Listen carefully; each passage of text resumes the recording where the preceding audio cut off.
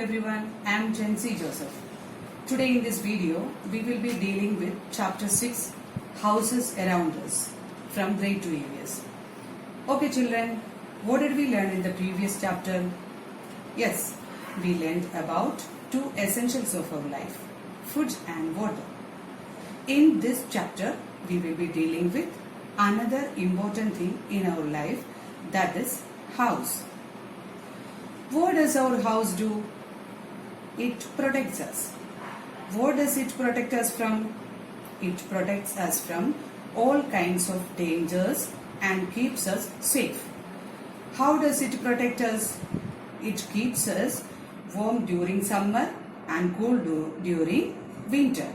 It also gives us shelter when it rains or snows. Okay, now let's learn about different kinds of houses. Different kinds of houses are Kacha house, first one. There are different kinds of houses. Kacha houses are made of straw, mud and wood. They are usually found in villages and have thatched roofs. These houses are not very strong. Pakka houses are strong houses made of bricks, cement, steel and stone. They last for a long time. Houses in towns and cities are usually Pakka houses. Difference between Kacha house and Pakka house is Kacha houses are not very strong. They are made of straw, mud and wood. Pakka houses are strong houses made of bricks, cement, steel and stone. They last for a long time. Thatched roof are those which are made from dried straw. These houses are not very strong. You might have seen this type of houses in villages. In the hills, people build houses with sloping roofs. Actually, these topics are not fully mentioned in the book, but I am giving you additional knowledge. In the hilly areas, why people live in houses with sloping roofs? People of hilly areas build houses with sloping roofs because when snow falls on roof, it can slip down easily from the roof. In hilly area, there is a heavy rain every time, and if the house has a sloping roof, water can easily slip down on the ground. Such houses in hilly areas are made for the safety purpose. Let's come back to the topic, different kinds of houses. Third, bungalows. Bungalows is a house that is all on one level without stairs. It is a single story house. Apartment buildings. Apartment buildings are 3 to 4 story buildings where people reside. Many of you may be residing in flats, that is apartment. Fifth one, skyscrapers. Skyscrapers are very tall multi-story building or multiple story building with many floors. There is a question in the yellow box. Why have skyscrapers been built in large cities such as Delhi and Mumbai? Its answer is not in your book, but I am giving you as an additional note. Delhi and Mumbai are thickly populated because they are metro cities. In order to accommodate these huge population, they need many places to live.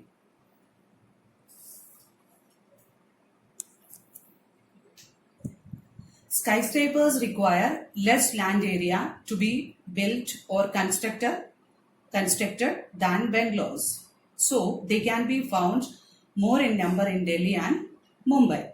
Coming to the next topic, houses in small cities. Houses in small cities are usually big because land and building materials are cheaper. Bungalows and duplex houses are commonly found here.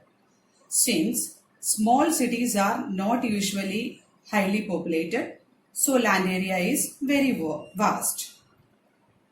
Next, houses in big cities. In big cities, land and building materials cost more money. Therefore, people live in smaller homes. Most people live in skyscrapers and apartment buildings in big cities. Since large cities are highly populated, land area is very scarce.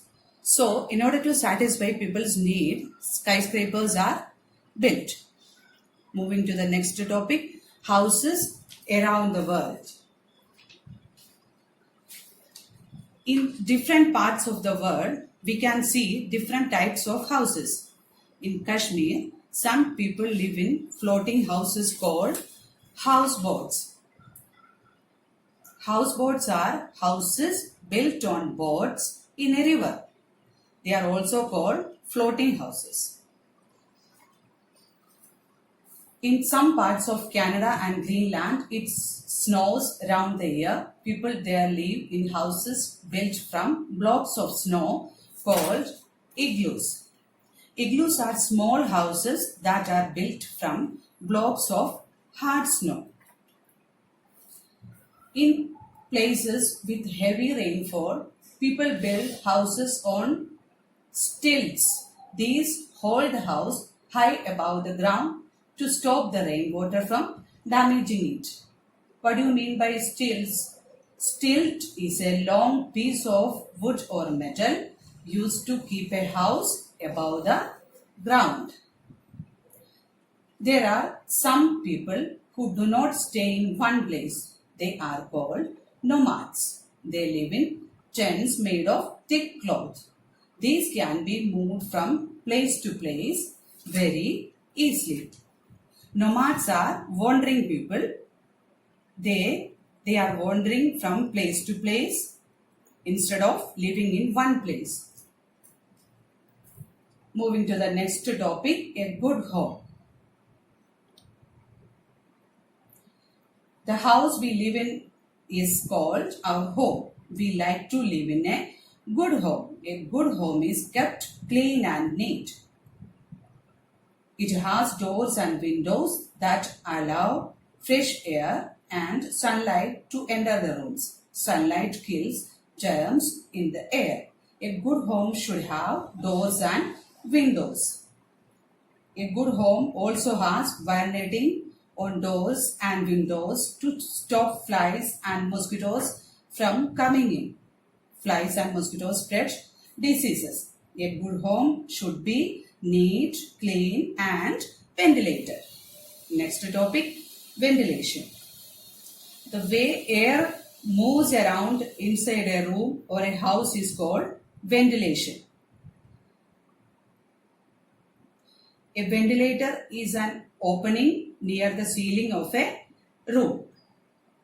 In this picture, you can see windows and the part above it is called ventilator. Warm and stale air rises up and goes out from the ventilator. Fresh air comes in from the windows. That is the difference between ventilator and windows. Through windows, fresh air comes in. Through ventilator, warm and stale air rises up and goes out. Moving to the next topic, how to keep your home clean. Here are some measures to keep your home clean. In a good home, things are kept in their proper places, or things should be kept in proper places. The rooms are cleaned and things are dusted regularly. Dusting should be done daily. Garbage is thrown in the dustbin, not on the floor. There are no flies and mosquitoes inside the house. For that, wire netting should be done. Toilets and kitchens are kept clean. Toilets and kitchen should be clean. Water, food and electricity are not wasted because they are the necessities of our daily life. So, these things are not wasted. Last topic, decoration of houses. We like to decorate our houses to make them look nice. We use many things like flowers, paintings, photographs, and wall hangings to make the house look colorful. People also decorate the floors of their houses with carpets and floor art. So, this was all about this chapter. I hope you all understood this chapter very nicely. Till the time we meet next, bye.